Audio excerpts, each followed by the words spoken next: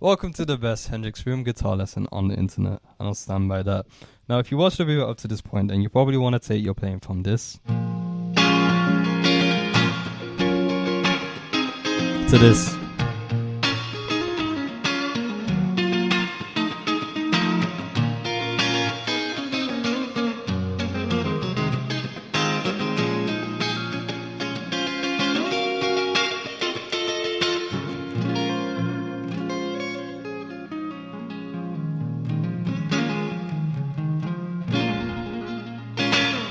Now that's something I wanted to learn for such a long time, but no one really showed me how to do it, and I didn't really find YouTube videos helpful.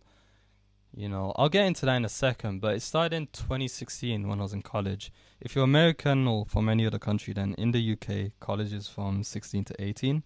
But in college, I was the only guitarist there. We didn't have music as a course, but we could do it as enrichment. And back then, I knew my open chords, I knew my bar chords, and I knew my cute little A minor pentatonic.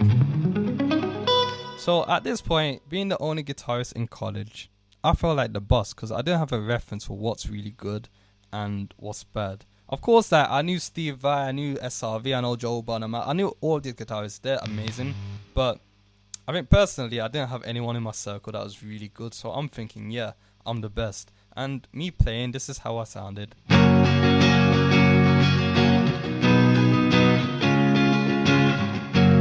And to make things fancy, of course I knew the cage system, so I'd probably do something like this.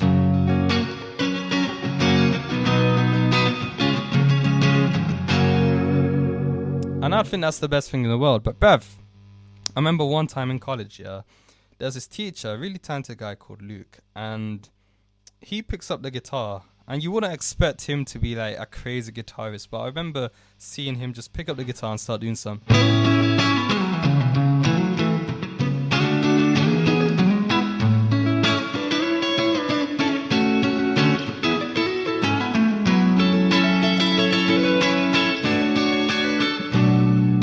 I was like, bruv, how do you take a chord, and start doing all of this stuff on top of it? Like, that's crazy. That's magic. And I asked him, and he said, learn triads. So boom, I learned my triads. I'm like, yeah. Dun, dun, dun, dun, dun.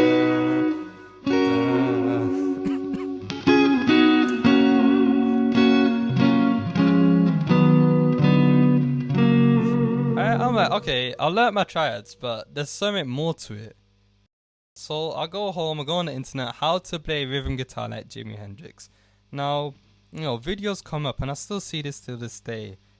People saying, oh, play this chord, and then do this little lick or major pentatonic on top of it. I was like, sure, that makes you sound closer to Hendrix, but there's more to it than that, right? Then you see, oh, pick up music, cage system, how to play like Jimi Hendrix. I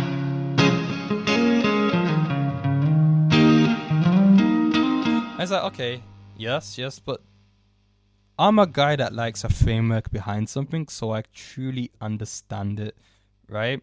With all of the videos that I saw so far, it's like, okay, you're giving crumbs, but I want the whole cookie. You feel me? And how can I use that all practically? Because some chords, it just doesn't sound right in a key. And that's something I want to focus on in this video. How to kind of Hendrixify all chords in a key. Because practically speaking, most of the songs you play, unless you're into jazz and whatnot, it's going to be in a key. And, there's 7 chords in a key. So how do we take these chords and turn it into a Jimi Hendrix vibe?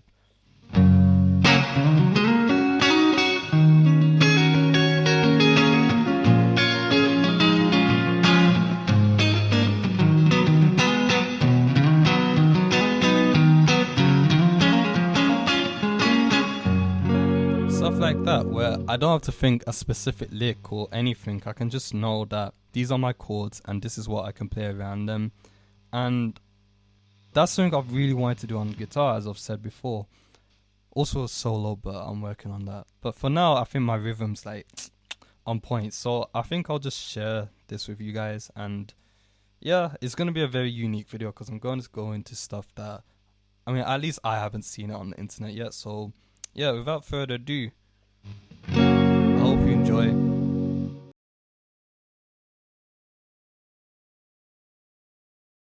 Diatonic vision is a term I made up 2 weeks ago, but all it means is seeing the fretboard diatonically, and by that I mean seeing the fretboard within the paradigm of the major scale.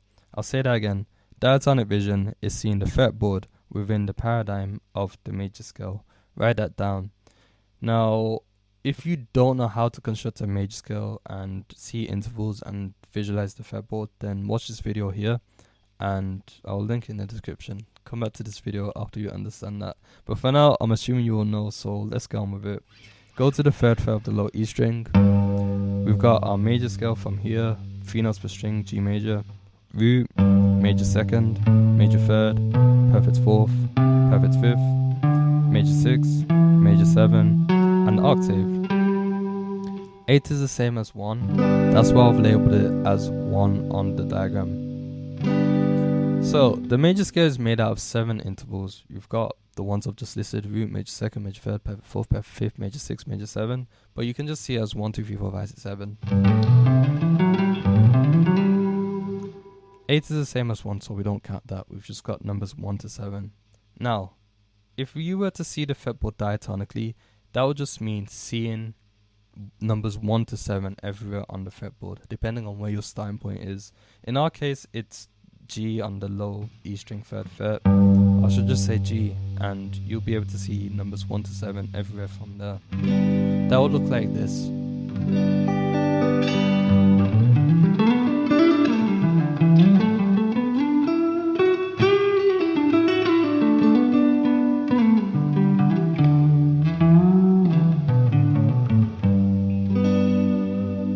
Now, I don't want you to get overwhelmed by this.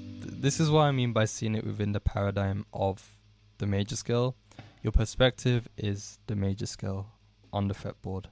So with all of this, I definitely don't see it straight like that, where I can see all the numbers at once. I can to some extent, but I think of it more like a video game where you've got a field of view. If I'm on the low E string 3rd fret, then my field of view is, say, this area that I've highlighted on the diagram. But if I move up and do my thing, and I'm on the 3 on the 9th fret of the D string, then this is my field of view, and it kind of moves along with me as I traverse the fretboard. Now, over time, obviously, you can increase your field of view, but that just comes with making connections on the fretboard. Like if I'm on 3, which is the 7th fret of the low E string, I know 4 is right next to it. Then 5 is a whole step up, 6 is a whole step up, 7 is a whole step up. But if I'm on 7, then 3 is above 7. If 3 is here, then 2 is behind it, 2 frets, and then 1's like 2 frets behind it. That's how I think, and the better you get that, the easier it will be to just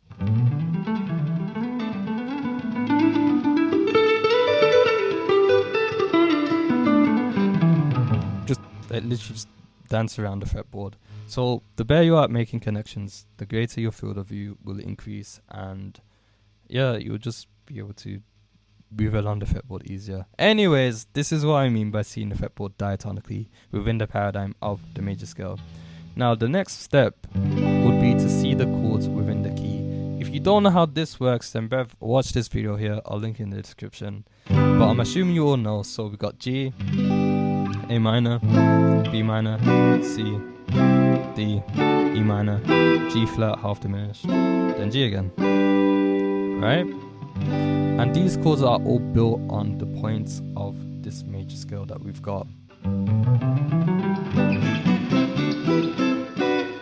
Now, I always emphasize seeing chords behind scales and scales behind chords. Let's do this with this diagram. I'm going to put the chord on, I don't know which side is going to show up on, the video, but I'll put the chord next to the diagram, and I'm going to highlight what the chord would look like on the diagram. So if we're on G, the first chord as a bar chord, then on the diagram it'll look like this. Those are the notes you're playing when you play that chord. Now if we're on the second chord of the key of G, which is A minor, then on the diagram it will look like this. B minor will look like this. C would look like this. D would look like this. And E minor will look like this. G flat half diminished will look like this. And then the octave, or G again, will look like this. Now this is where the magic happens. Of course there's more to it, but if you can get this down, then you'll kind of understand what I'm doing when I'm doing all of these random... That was a terrible example, but you saw the first part of the video, so you know that's good enough for me. Plus I'm tired, so cut me some slack. Anyways, if I'm on a G chord, yeah, simply speaking, with all this Hendrixy style stuff, around that G chord, you know when I was talking about a field of view and that's the radius you can see around it, I can see all these notes around my chord. I know that my 1 is on the 3rd fret of the high E string. That means 2 is here on the 5th fret of the high E string. You know, 5 would be the 3rd fret of the B string. 6 would be the 5th fret of the B string. 3 would be the 4th fret of the G string. 4 would be on the 5th fret of the G string. And then 1 would be on the 5th fret of the D string. So around the chords, I can see all these intervals.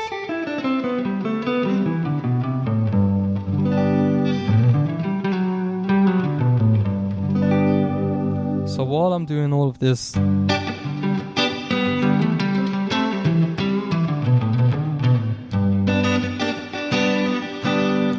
I can see what my options are around these chords, and this is why it's important to get good at making connections, because the better you are at this, when you're playing these chords and doing all these Hendrix fills and whatnot, when you have these melodic lines in your head,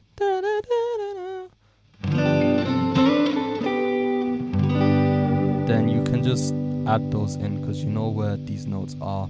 And don't get me wrong, I'm not always thinking, oh, that number's here, that number's here. I just think of it as these are just blank dots, and I know that I can touch these notes, and then I'll just listen to what it sounds like and let my ear guide me. If I really want to think numbers to get a specific sound, then I will, but most of the time I'm just thinking, oh, these notes are here, so let me use them. By the way, I wasn't out of tune when I sang. My guitar's actually in E flat right now, and I'm gonna pitch it up when I edit the sound for this video. So let's do the same thing with A minor. If I'm on A minor, this is what it looks like on the diagram, and I can see all the options around this chord.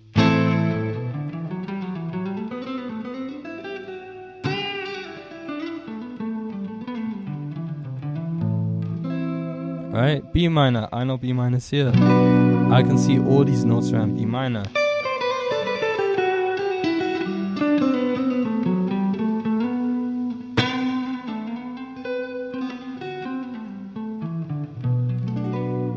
Yeah, same with C. I can see all these notes around it. Same with D, E minor, and G flat half diminished.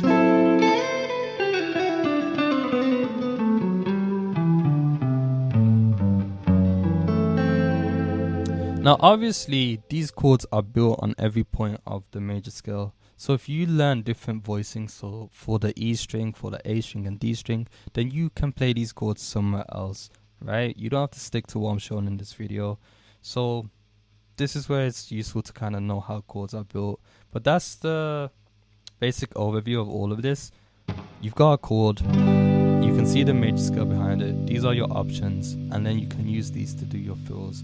But we need to make it more Hendrixy and a bit less on the brain. So what we're going to do is turn diatonic vision into pentatonic vision.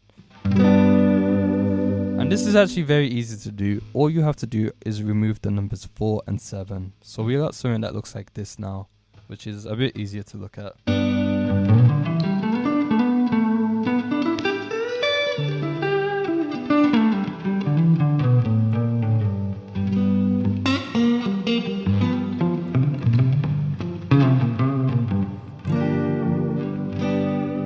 Now, if you know your 5 pentatonic shapes, then I hope that you can see it within this diagram. Shape 1 would be here that I'm highlighting.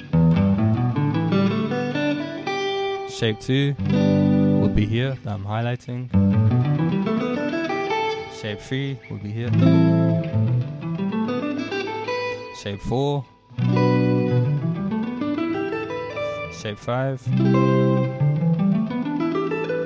Shape 6. Oh, there's no shape 6. The shape. I'm tired. There's only 5 shapes. So after shape 5, we go back to shape 1, which will be on the 12th fret of the low E string. Right? So that's pentatonic vision. This is now seeing the fretboard within the paradigm of your pentatonic shapes. And yeah, you can just see it as 1, 2, 3, 5, 6. Or minor pentatonic would be 1, flat 3, 4, 5, flat 7, and 1. But it's completely up to you. I think it's easier just to see it as 1, 2, 3, 5, 6 everywhere.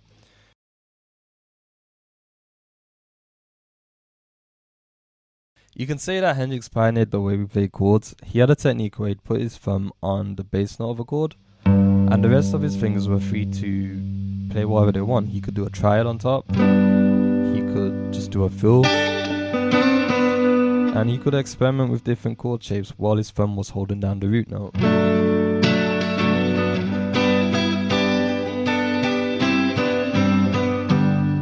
Right? Now, how do we do this with our bar chords? If we take off shape G on the 3rd fret of the low E string, you want to put your thumb on the low E string, 3rd fret. 3rd finger will go on the 5th fret of the D string, 2nd finger will go on the 4th fret of the G string, and 1st finger will go on the 3rd fret of the B string. And you should have this sound. However, on the diagram, there's 2 X's, one on the A string and one on the high E string, which means we have to mute them notes. Muting is going to be very important because you don't want to hear too many bum notes. If I was to do this on the 4th fret, 1 fret up, it will sound like this if I don't mute. But if I add muting, it sounds way more clean.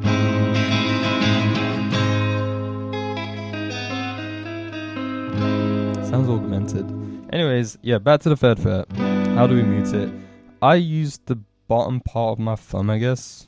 The tip of my thumb. Not even the tip of my thumb, like this part around here. I'll zoom in. That part here. To mute the A string. Or I'll use the tip of my 3rd finger to mute the A string. So while my 3rd finger is on the 5th fret of the D string, I'm just using the tip of my 3rd finger to lightly touch the A string so it makes no sound. Same with my thumb. And then for the E string at the top, the high E string, I'll use the bottom of my 1st finger. So I'll feel this part, I'll zoom in again, of my 1st finger to mute the high E string. So that's making no sound. So try playing that shape, making sure that the notes are muted, and then we'll move on.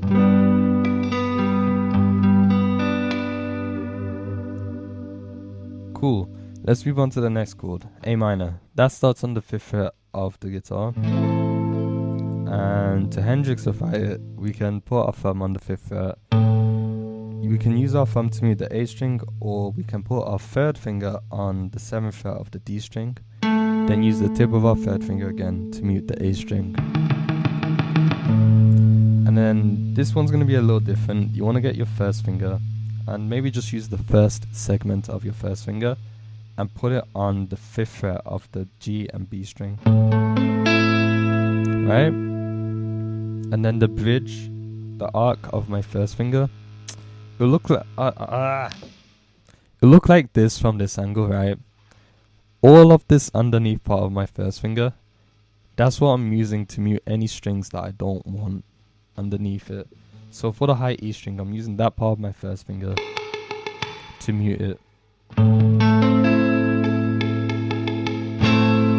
And see if you can get a clean sound out of that.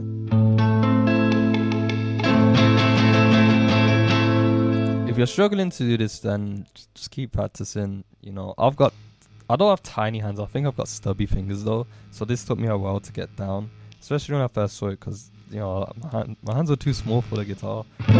But now I got it, so if I can do it, then anyone can. Most people can. Cool, the next chord's B minor, and that's on the 7th fret. So thumb on the 7th fret of the low E string, and then third finger on the 9th fret of the D string. Use your thumb or your third finger to mute the A string. And then first finger's going to bar the 7th fret of the G and B string. Then use the under arc of your first finger to mute the high E string. And to know if you've gotten it right, just strum all the strings and make sure that the A string and the high E string aren't making a sound. So you get this sound.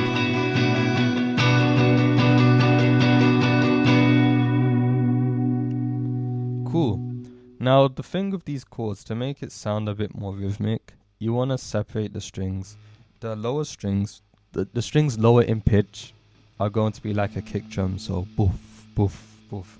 And then the strings higher in pitch are going to be like a snare, boof, cat, boof, cat, boof, cat. And then while you're playing these chords, you want to experiment with playing different parts of the chord, I guess. You can think of it like a drum beat. So if I had something like boof, cat, boof, cat, that would be bass, snare, bass, snare. And on the guitar, that would be low, high, low, high, low, high.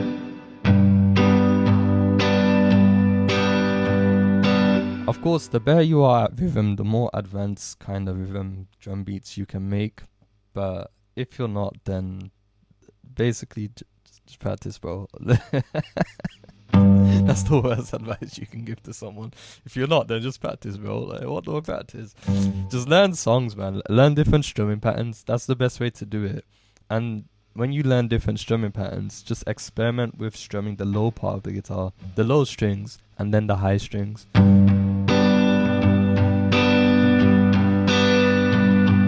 Simple one is down, down, down. I could do low, low, high, low, low, high.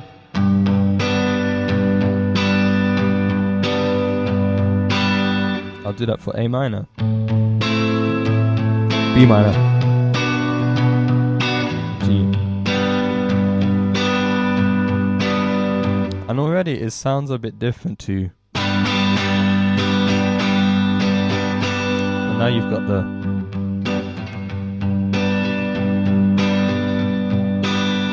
sounds going like this. And that's how you keep things interesting. If you just strum the chord like this, then you can imagine the sounds just doing that. But when you experiment with low, low, high and so on, it's like low, low.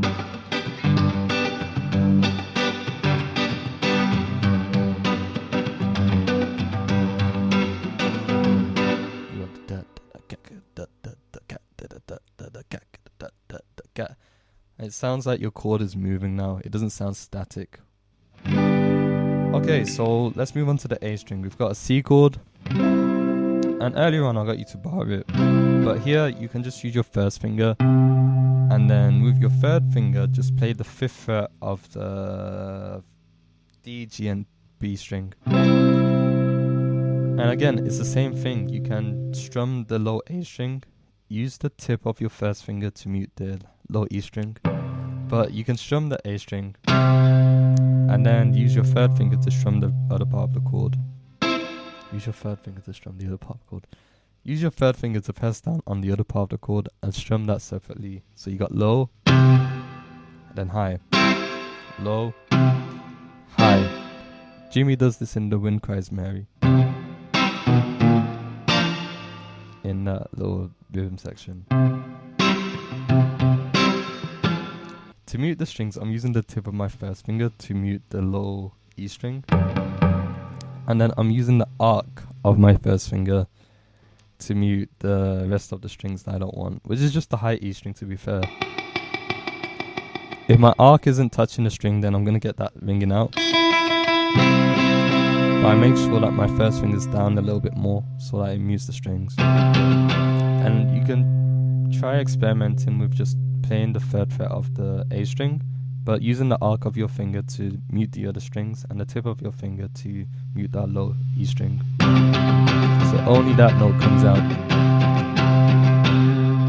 But But anyways, yeah, that's what you do for a C chord. You've got your first finger on the 3rd fret of the A string, and then your 3rd finger will play the rest of the notes in the chord on the 5th fret.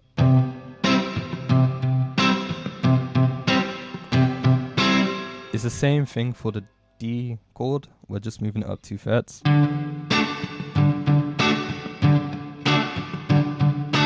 Then E minor is a similar thing. First finger will mute the low E string with the tip, and then your other fingers will play the rest of the chord. 3rd finger on the 9th fret of the D string, pinky on the 9th fret of the G string, and middle finger on the 8th fret of the B string.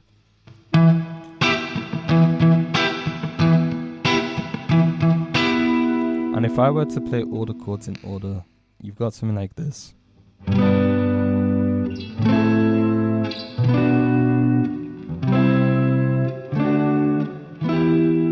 And the last chord, which I don't really use much, but it's a nice chord, that G flat diminished, half diminished, that would stay the same. We won't have to do anything to that.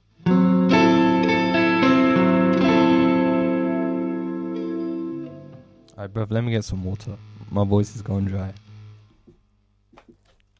Talk amongst yourselves.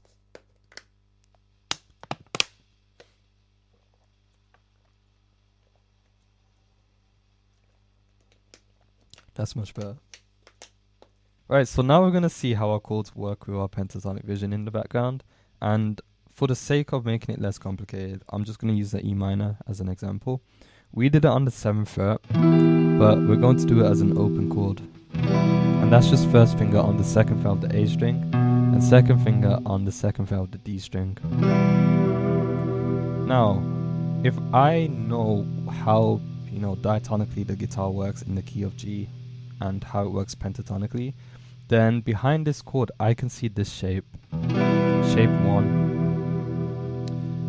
And now with this E minor chord, because it's only 2 fingers, I've got my 3rd finger and pinky free, so I could think, okay, let me experiment with playing some notes from shape 1 while I strum the chord.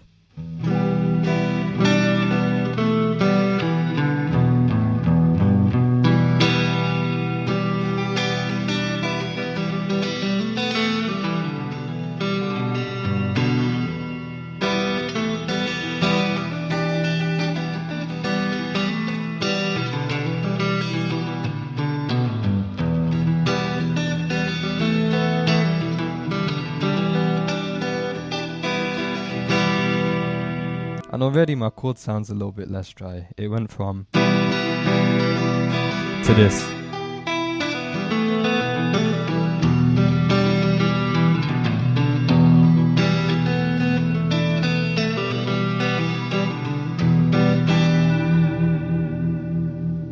Cool. Now I can take this further. If I know it diatonically, then I can say, okay, let's add 4 and 7.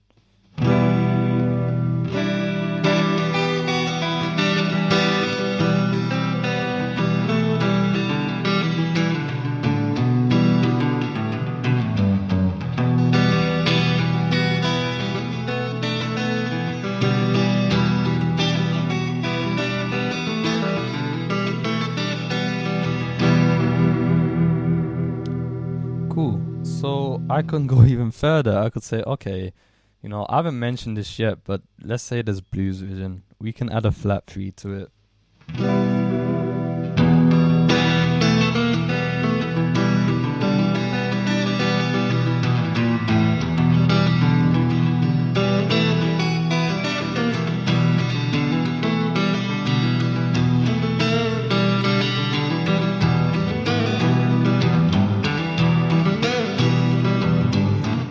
And it will keep getting more interesting the more notes I know I can use as an option around that one chord.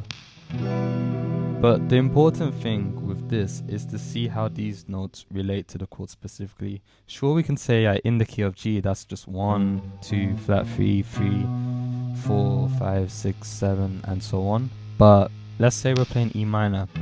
Even though, sure, in the key of G I'm playing those notes, I want to see how they relate to our root note on the open string. And from here, it's not 1, 2, 3, blah, blah, blah. It's going to be 1, 2, flat 3, 4, flat 5, 5, flat 6, flat 7, and 1 again. Then repeat going up.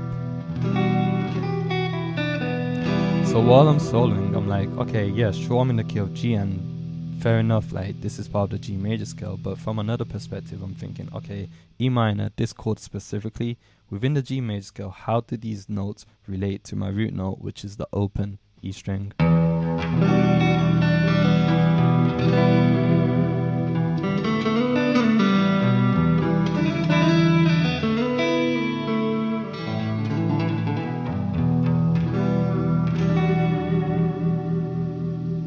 Cool, I hope that made sense. Replay this part of the video if you have to, but let's keep it moving. Let's move on to our G chord, which was the first chord. If we do it the Hendrix way like this, then we've got our fingers free to do a lot more stuff. We're gonna go from shape 1 to shape 2. Shape 2 looks like this. And what I want you to do is hold your thumb on the low E string, 3rd fret. And then with your other fingers, I want you to play the rest of this scale while holding your thumb down on the 3rd fret of the low E string. So let's sound like this.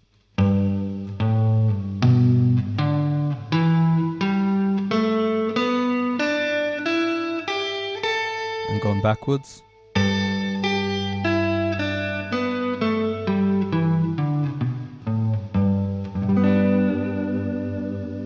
So just try that. Try playing this scale while holding your thumb down on the 3rd fret of the low E string.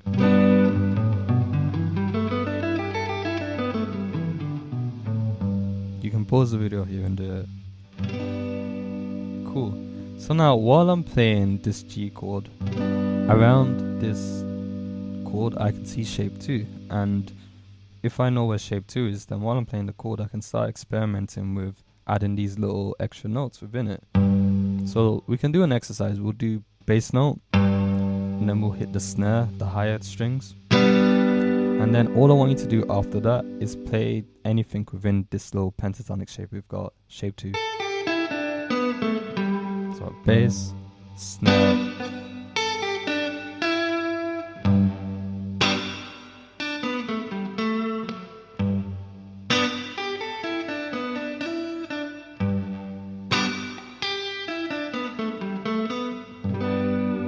something like that. Just get a groove with it. Practice to a metronome or drum beat if you want. Now, of course, again, this is seeing it pentatonically, but if you can see it diatonically and you can add in 4 and 7 again, then you can add those notes within it.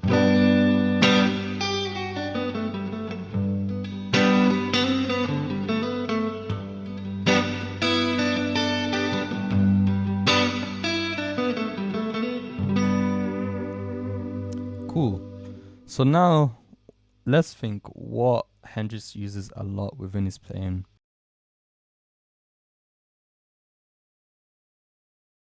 Before I move any further with this video, if you've liked the content so far and you've learned something, please like and comment. It helps the algorithm see that, you know, this video is good, and it'll push this video out to more people, which really helps me.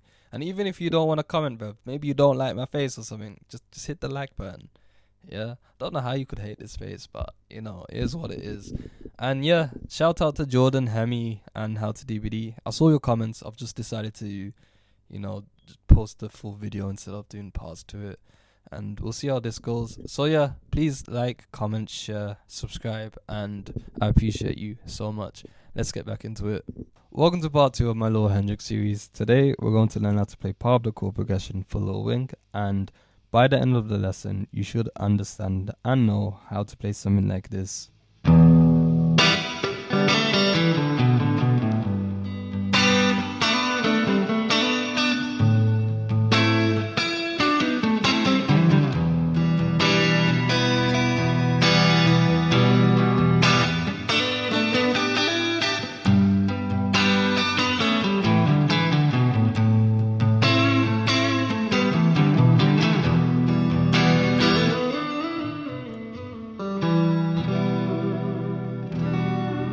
I love this chord, you know, E minor 9.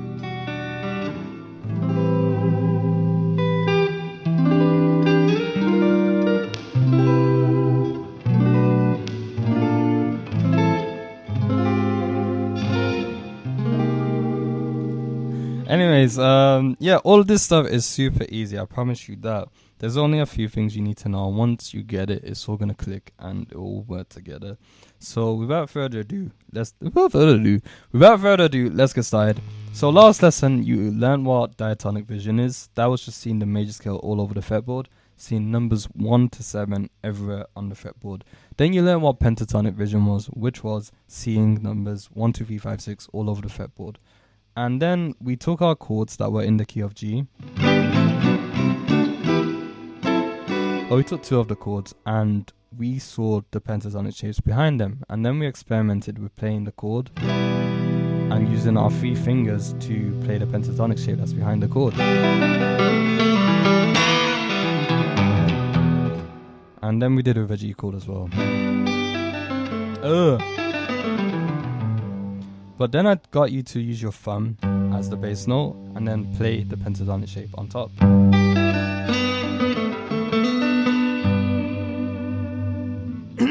So now what we're going to do is learn a few little tricks that Jimi Hendrix uses. I wouldn't say they're tricks, it's just a tiny bit of theory, but once you've got it down, you can start making your own little Jimi Hendrix fills and whatnot. So let's go to that G chord we had.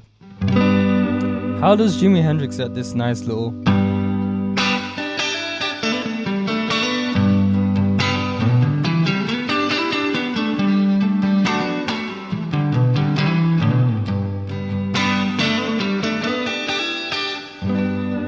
How do we get that type of sound where we can just, do random double stops and whatnot everywhere and just make it sound nice? It's very simple. So my light bulb moment came when I was playing Little Wing, and because I know a bit more theory now, I could study the chords a bit better. And there's this one part that goes like this. And on its own, it's like, okay, cool, he's just playing a lick over a chord, but what chord is he playing and what's the lick's relation to that chord? Over the B flat chord, instead of playing B flat just like that, he's doing a lick that goes like this. Now, its relation to B flat is this. He's doing major pentatonic, 1, 2, 3, 5, 6. And the numbers he's playing is 2, hammer onto 3, 5, 1. Then he plays 5 and 1 at the same time. And then he hammers onto 6. And then he plays 5 and 1 at the same time again. Right? So then I was thinking, okay, major chord, I can play 5 and 1 at the same time, and then hammer onto 6. Then play 5 and 1 again.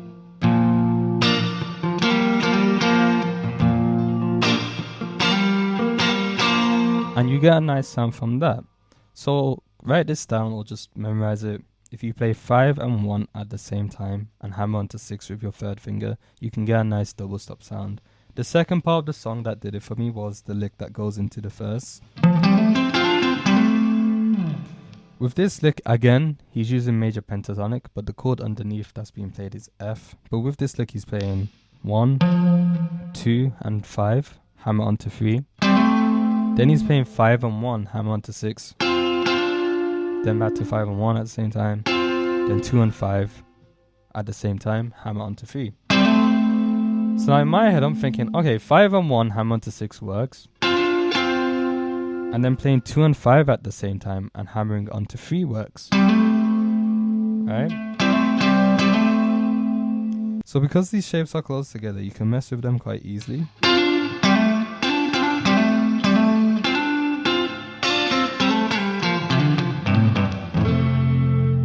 And it gives a really nice pentatonic sound. So if we go back to our G chord, and if I put pentatonic vision up here, anywhere it says 2 and 5, I'll need to bar with your 1st finger. Let's just say here that I'm highlighting, and then hammer onto 3 with your 3rd finger after you play 2 and 5 at the same time. And just remember, I'm using the arch of my finger to mute the strings I don't want to hear. So you've got this sound going, and then I can move my fingers down 1 string, and I've got 5 and 1, hammer onto 6. So if I play a G chord, wherever there's 2 and 5 and 5 and 1, I can experiment with this double stop idea.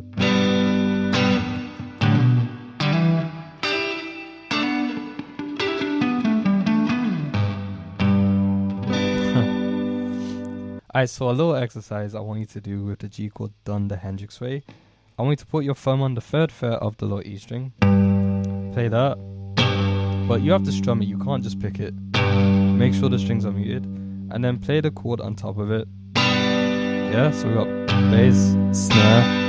And then wherever it says 5 and 1 on this diagram, I want you to play those two together. And then hammer onto 6. And then wherever it says 2 and 5, I want you to play those two together, then hammer onto 3. Yeah? With your 3rd finger, of course.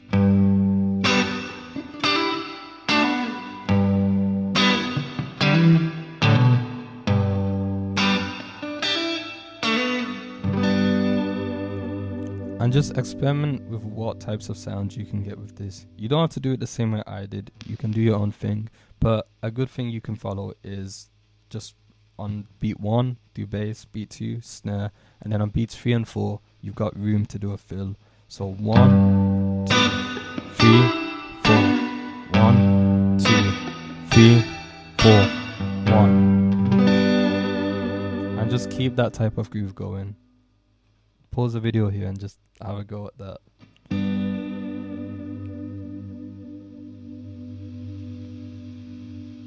Okay, another thing you can add to your playing is sliding through pentatonic shapes. If we take shape 2 that we did in the last video, Hendrix does this a lot.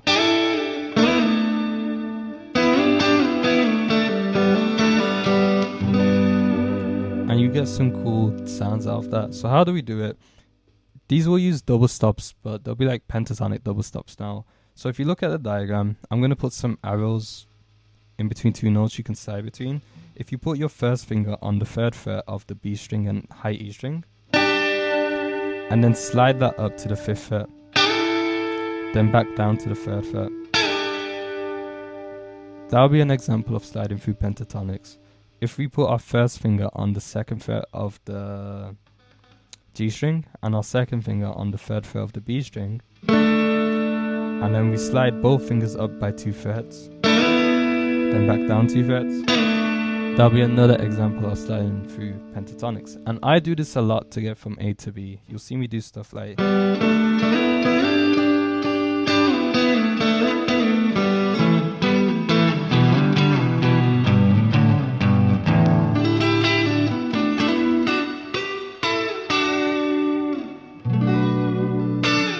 to get some nice legato sounds.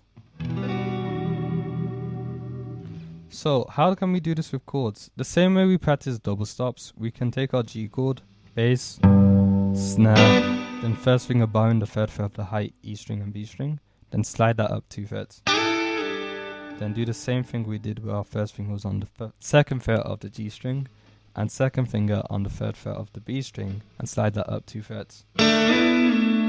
Right?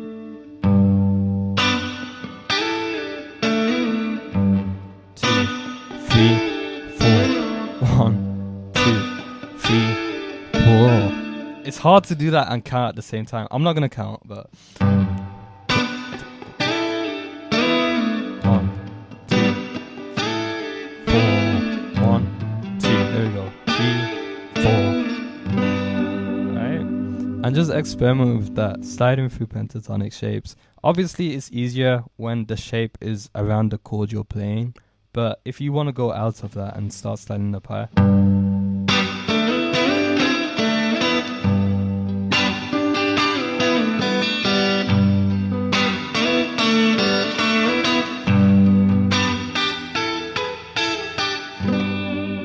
you can do that as well. And this is kind of getting out the box of pentatonics. So it'll be good to see it this way and cover more ground with what you're playing. So pause the video here and just practice that. I'll do like a diagram here or something.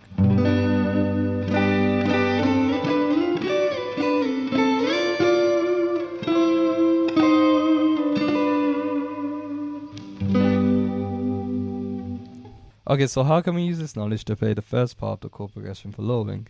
First, you need to know the chords, and the chords are these. We've got E minor, then we've got G, then A minor, then back to E minor. And And each chord is going to have a count of 4. So we've got 1, 2, 3, 4, and 1, 2, 3, 4, and 1, 2, 3, 4, and 1, 2, 3, 4. So these chords span between 3 shapes. We've got shape 1 on E minor, shape 2 for G, and shape 3 for A minor. Alright, so what I want you to try is this: bass, and then I want you to mute the strings with your third finger or pinky and do a quick down up, but muted. Yeah? Bass. And then after that, I want you to do the same thing, but instead of bass, I want you to do snare. So bass, snare.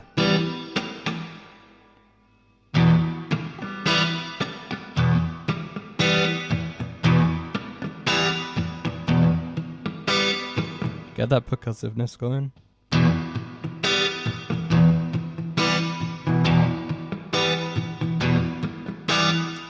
And we only have to do that once, but that'll be a good thing to practice if you want to get muting down. So we've got bass, mute, mute, snare, mute, mute. And then after that, I want you to do a fill within shape 1, and it can be anything.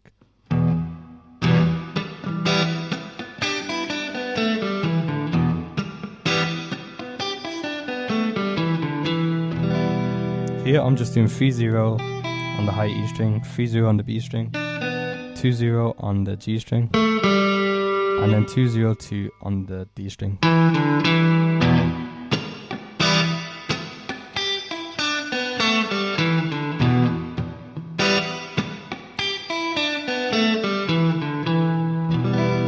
So I'm thinking 1, 2, 3, 4, 1, 2, 3, 4. Another thing Hendrix uses is that little what's it called? A twill? Yeah. No, yeah, it is. Trill, that's it. Trill. And you can just get your second finger, or first, any finger you want, and just hammer on, pull off the second fret of the D string. Or any note within shape 1.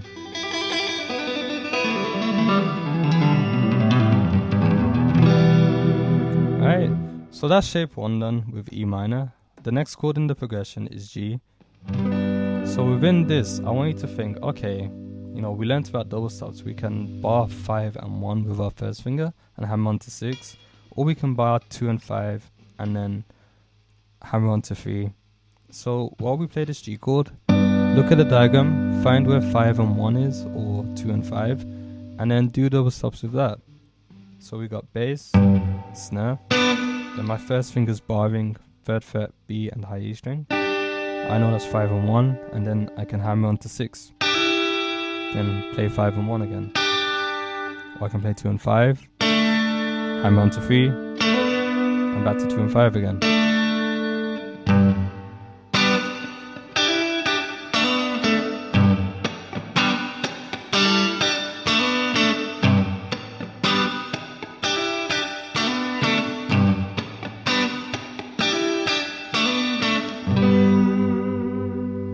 Yeah, so G chord within shape 2, look for 5 and 1 or 2 and 5 and play those at the same time while hammering on to get some nice double stop sounds. And the whole point of muting in the middle of your strums is just keep that progressive sound going and just fill up the space, I guess.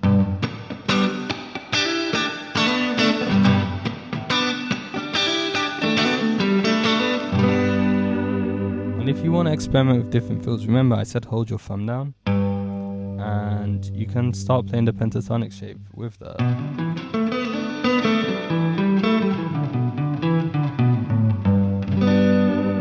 The reason I say hold your thumb down is because each chord has a function within a key, and just you playing the bass note gives the context of the chord, and it will sound like the song's moving. If you don't have your thumb on the bass note, or if you don't play the root note or bass note of each chord, then it will just sound like you're doing random licks. So if I play Little Wing without holding down my thumb on any bass notes, it will sound like this.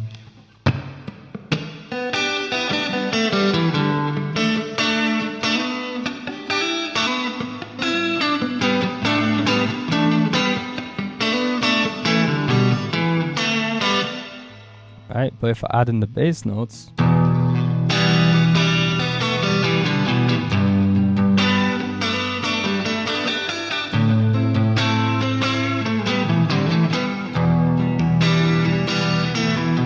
you can hear the song traveling now, and it doesn't sound like a random mess. Of course that was a bit messy, but you get the picture. So we've done shape 2 with our G chord, the second chord in the progression. Let's move on to A minor. This starts on the 5th fret of the low E string. And here we can use shape 3. And I didn't get you to do the grueling exercise with this, but we can do that now. So hold your thumb on the 5th fret of the low E string. And then from there, play the rest of the pentatonic shape.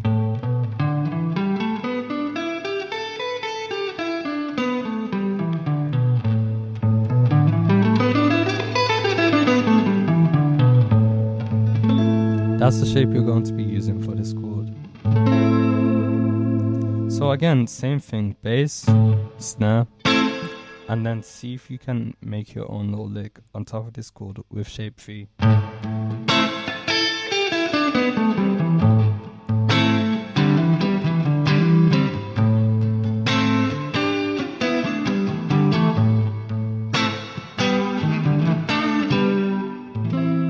Here again, when you hear sounds like this, all I'm doing is playing double stops with the pentatonics again. I'll just pick a little spot like this with my third and pinky, and then I'll just think, okay, what other parts of pentatonic can I play? I can play these two, I can play these two, I can play these two, I can play these two, I can play these two, I can play these two, I can play these two, I can play these two, and so on, just to get a cool sound over my chord.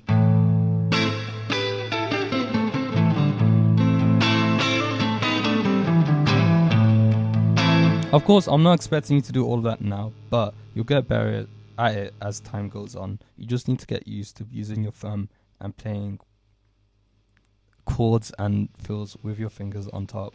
Cool. So after we've done that, we can go back to E minor, and we can use shape 1 again. Right, again, I'm just doing that double stop thing where I'm playing 2 notes at the same time within this pentatonic shape, and just ending it on my E minor chord. But what if I want to spice up the song a bit and I don't want to play E minor right here? Then I can go to the 7th fret of the A string and do an E minor chord here. I know this is also in minor, so I'm thinking, okay, now I'm up here. Obviously, I can use shape 1, but that's all the way down here. So what shape is closest to this chord? And shape 4 is closest. Oh, my phone's about to die. Yeah, so around this chord here, shape 4 is literally on top of it, so I can use this shape to kind of do my fills with.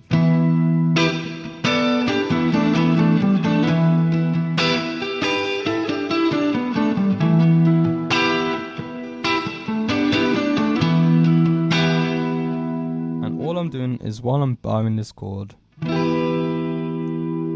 play the bass and I'll set the context with my root note, and then on top of that I've got all of this to mess about.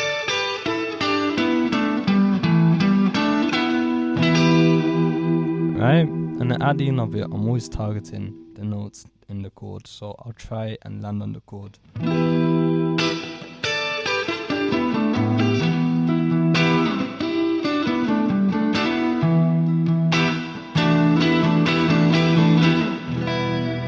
So that's how it works, and it's the same, well, it's similar for a C chord, D chord, the 5th chord, and the 7th chord. To be fair, I haven't really experimented with that as much.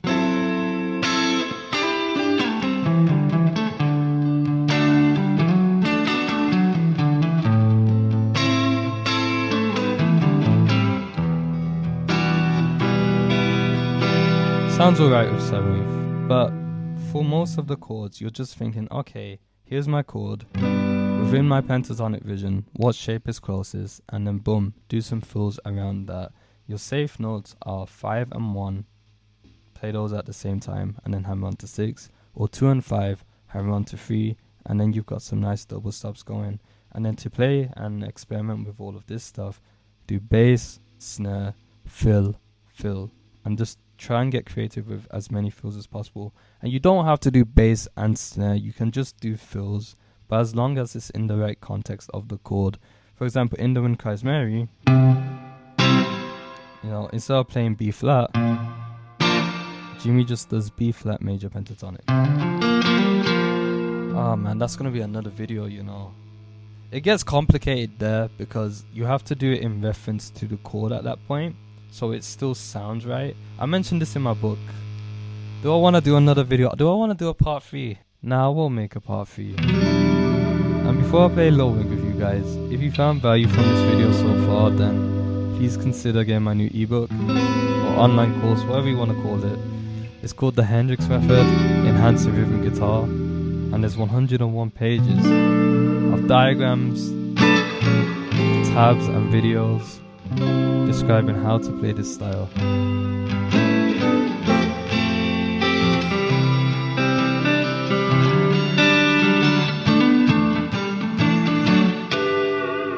Yeah, like, don't pay hundreds of pounds in guitar lessons. You can get this little book for the rest of your life, and it'll change your life. So yeah, get my book, please. Anyways, Little Wing. The chords are E minor. I'll put the chords on the screen as well. We got E minor, G, A minor, and E minor. And we're gonna do that bass thing, that bass snare thing to keep things simple.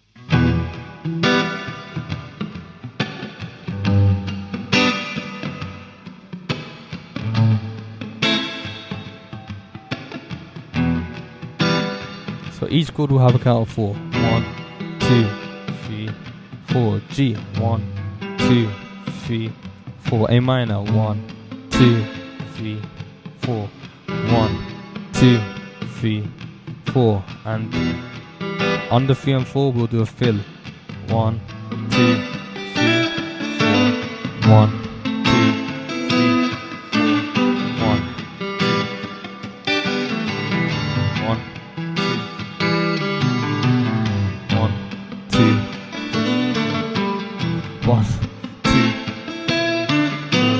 1, 2. I hope that made sense. So for each chord, we're gonna do that thing again where we've got bass, mute, mute, snare, mute, mute, bass, mute, mute, snare. And on E minor, it will sound like this: bass, mute, mute, snare, mute, mute, fill. G, bass, mute, mute, snare, mute, mute. A minor, bass, mute, snare, mute, mute, fill. E minor, snare, bass, mute, bass. I'm so used to playing it like not thinking like that, so this is so hard to do. But you got bass, mute, mute, snare, mute, mute, fill, fill, fill, fill. Bass, mute, mute, snare, mute, mute, fill, fill. And it doesn't have to be a basic fill. If you know hammer-ons and all that good stuff, then do that. Slide, all of that. Don't just get as creative as you can with it.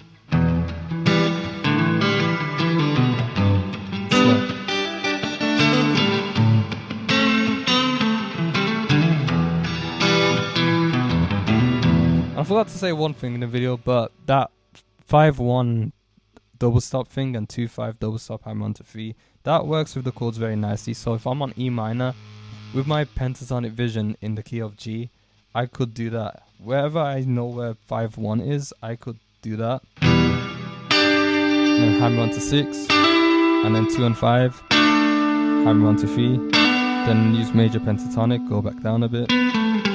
Then same thing again, 5-1, hammer onto 6, 2-5, hammer onto 3, then major pentatonic, then back to E minor at the start.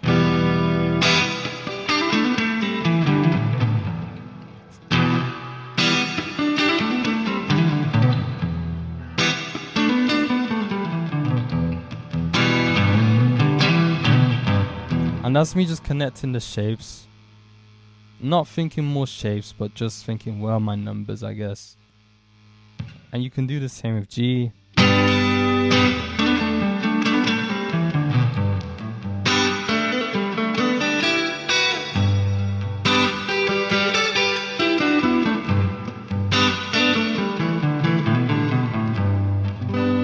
I'm just thinking, where on earth are my 2 and 5s and 5s and 1s? And I'm connecting it within the fretboard.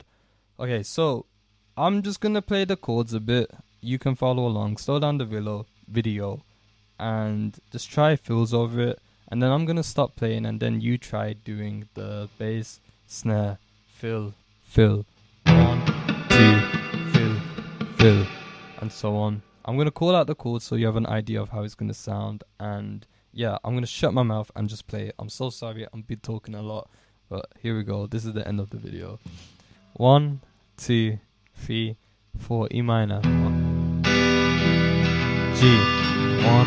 2, 3, 4, A minor, 1, 2, 3, 4, A minor, 1, 2, 3, 4, E minor, 2, 3, 4, G, 1, 2, 3, 4, A minor, 1, 2, 3, 4, E minor, 1, 2, 3, 4, E minor, 1, 2, 3, 4, G, 1, 2, 3, 4, A minor, 1, 2, 3, 4, E minor, 1, 2, 3, 4, shape 1, shape 2, shape 3, shape 1. Shape 1 again. Shape 2. Shape 3. Shape 1. So now it's gonna sound like this. Bass, snare, fill, bass, snare, fill, bass, snare, fill, bass, snare, fill, bass, snare, fill, bass, snare, fill, bass, snare, fill, bass, snare, fill, bass, snare.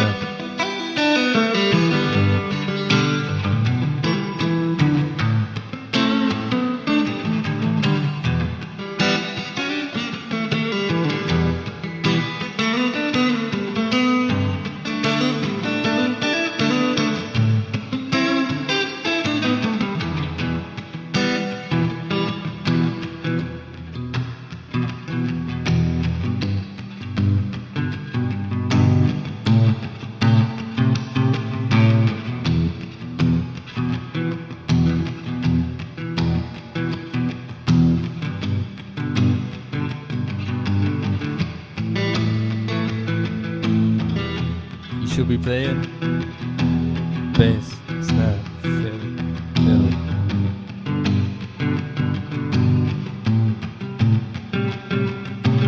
bass, snare, fill, shape 1, shape 2, shape 3, shape 1.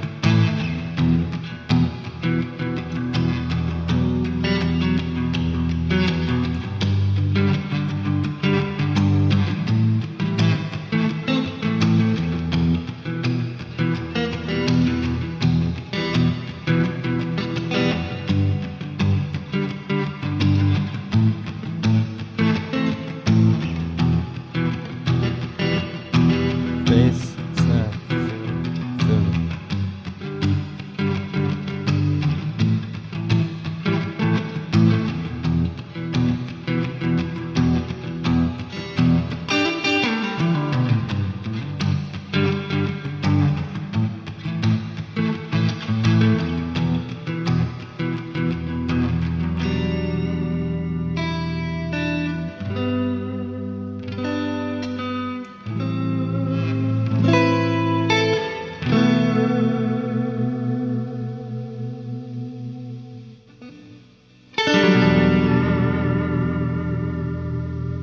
Cool, everything's in the description.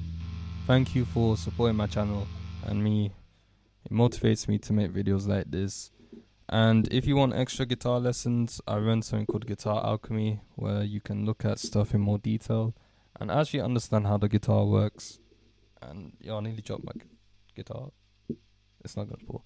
Yeah. If you're looking for lessons, then join Guitar Alchemy, because we go into more detail than most YouTube videos out there, and yeah, it supports my livelihood. You know what I'm saying? So yeah, have a good day, week.